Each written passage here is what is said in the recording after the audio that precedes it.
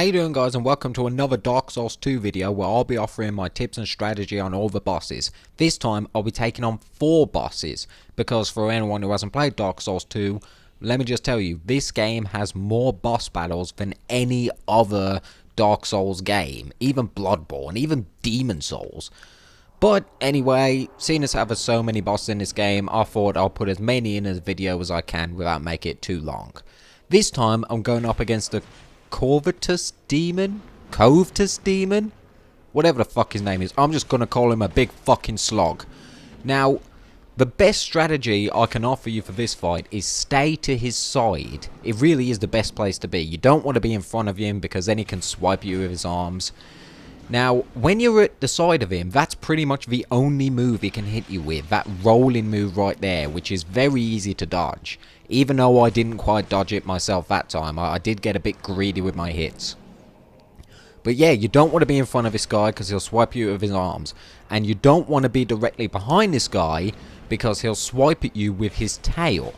So really, the side is the best place to be. And this guy's so weak, he will go down in no time. Okay, so the next boss I'm going to take on is the old Dragonslayer. And this boss is in the exact same level as the Dragon Rider boss was. You know, that boss I took on in my last video, that fucking liar who doesn't even ride around in a dragon. Well, this boss is actually in the exact same level as that boss, but I decided not to do it at the time because I felt that I should probably do more levels and probably level up a bit more before I took him on. Now, the trick to this boss is that, as you can see, he has a spear, which means the majority of his attacks will be forward-facing lunges, as you can see. And because of this, probably the best place to be is probably to his side. You'll have a very, very hard time getting behind this guy, other than the one move, and I'll point it out later on. So, the side is the next best place you can be, but you do have to be careful, because even though he does do his lunging attacks the majority of the time, every now and then he will do a 2-swiping combo move where he'll sweep his spear from side to side. So you do have to be careful of that, but again, it's not much to worry about. See, there's the combo right there. Again, it's not much to worry about because the majority of the time he will be doing his forward lunging attacks. Now, if you want to get behind this guy, the best thing to do is when he jumps up in the air and stabs forward like that, instead of rolling back or to the side, if you roll towards him while he's in the air, like I did earlier, you will completely bypass his attack, and not only that, but you'll also be directly behind him. And even though you can't backstab this guy, it will give you a couple of seconds to get some damn good shots in. But other than that, this guy doesn't really have anything except when he gets low health, and this really, really nearly took me out.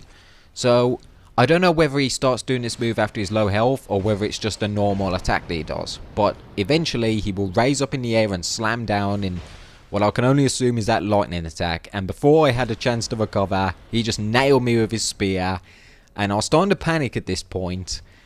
But yeah, I think the golden rule is that when you see him kneeling down and getting ready for that attack, don't do what I did and just stay there and get some hits in. Instead, back away, because I didn't, and you can see for yourself, it damn near cost me my life. I got very, very lucky. But other than that, just remember, stick to his side, it's the best place to be, and when he jumps up in the air and lunges at you, roll towards him and you will be behind him. That's your perfect chance to get some hits in. And that's another boss dealt with.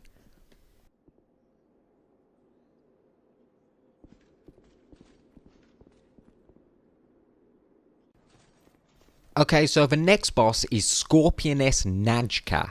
Now, you'll know this boss because this boss has the ass of a giant scorpion and the body of a fucking porn star. So she definitely has a very unique look. Now, one of the most dangerous attacks from this boss is her magic attack. She's giving it up right now. She'll create 5 blue orbs around her. And when you see that, fucking run, because she will shoot them out in 2 stages. She'll shoot 3 and then she'll shoot the remaining, and they hit fucking hard. And one of the reasons they're so dangerous is because when she creates the blue orbs up on top of her head, she won't just shoot them from where she's standing. No, she will rush you. She will run to wherever you are, even if you're on the opposite end of the arena, and only when she's right next to you will she shoot them. So they're very dangerous. Because she's right next to you when she shoots them, you have very, very little time to get out of the way. So I suggest as soon as you see her gearing those blue orbs up, just fucking run.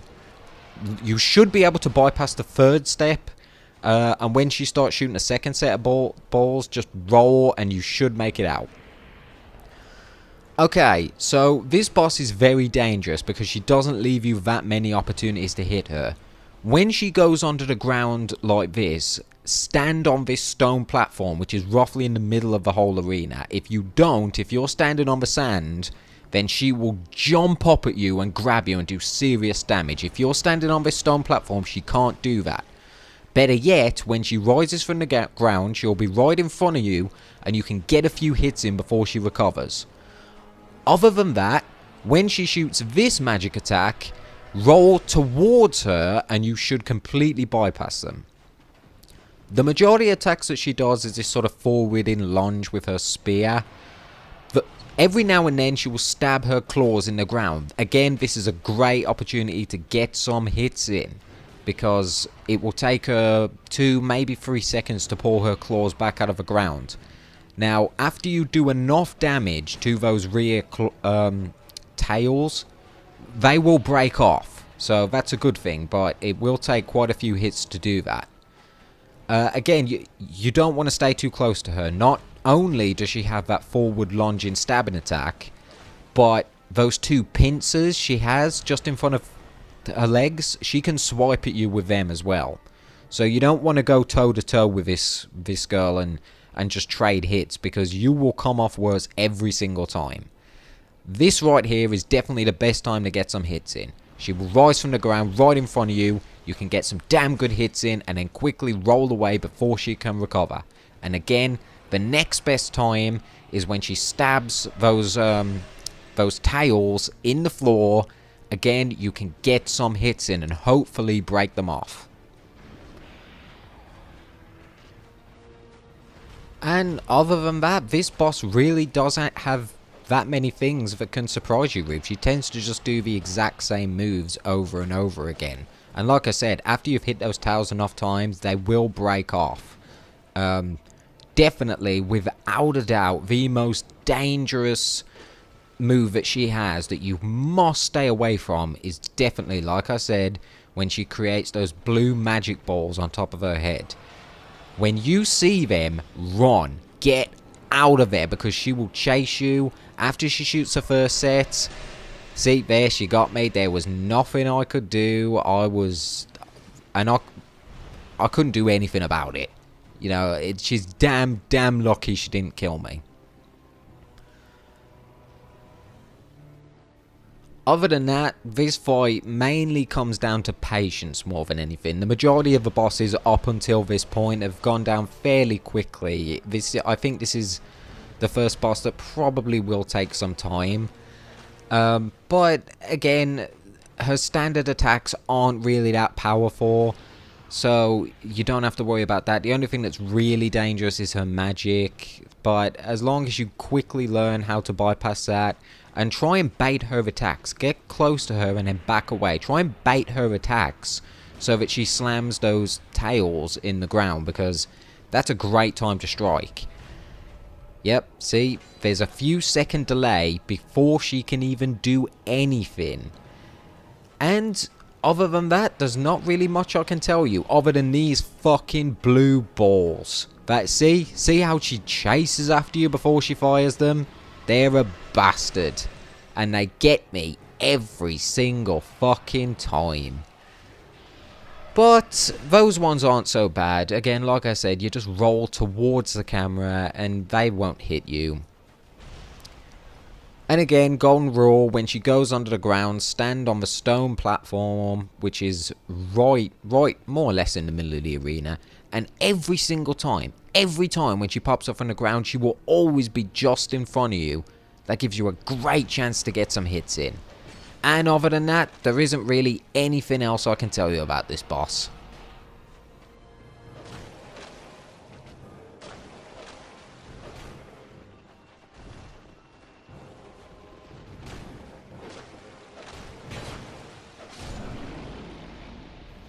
And there you go, that's another boss dead, and this fight is definitely drawn out. It definitely requires patience, but just stick with it. Don't get greedy with your hits. Take your time if you have to, like I did. This boss took me a while to do, but just be patient and you'll have no trouble. Okay, so the next boss I'm going to be taking on is the Royal Rat Vanguard. Now, I should just say at this point, there's a good chance that the order you people come up against these bosses probably isn't going to be the same as my order. The reason being is because, like I said, this Souls game has more boss fights than any other. There's a lot. And another thing is that there's so many different branching paths in the levels that there's no guarantee that you're going to fight them all in the exact same order as I am. In fact, chances are you probably won't. I mean, take this fight, for example. You could fight this boss fight before any of the other 3 boss fights I fought in this video. You could fight this boss fight before any of the other 2 boss fights I fought in my last video, if you wanted to. And that's what I mean, it really is your choice when you fight most of these bosses. Not all of them, but most of them. Now, you're probably thinking, this isn't a boss fight, there's no red health bar at the bottom. Well, don't be fooled, because you've got to lure him out first, and the way you lure him out is by killing some of these baby rats. Again, they aren't too dangerous, they hit pretty weak when it's just one-on-one, but the main problem is that they can swarm you. And every time they hit you, they do poison you a little bit, so you gotta be careful of that. And after you kill roughly about 8 or 10 of these baby rats, then the big daddy, the Royal Rat Vanguard, will show up. And now it's time to flick that epic switch.